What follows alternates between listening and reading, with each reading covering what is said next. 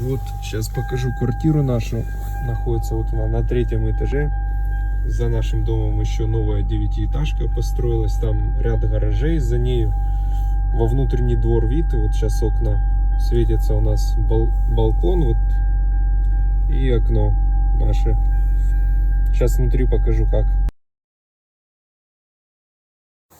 Значит, вот наша квартира. Пока еще в строительном состоянии.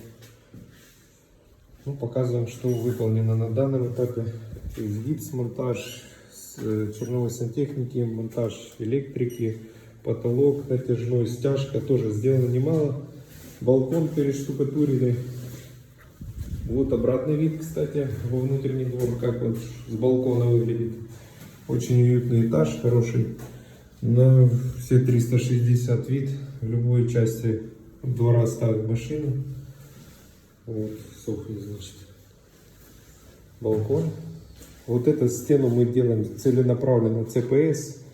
Для чего? Потому что тут идут вентканалы и часто стена не сохнет. На вентканалах сквозняк идет и она сохнет дольше. Вот эта комната. Окно тут одно, смещенное влево. И вот с этой стороны будет шкаф-купе. От стены до стены. Все.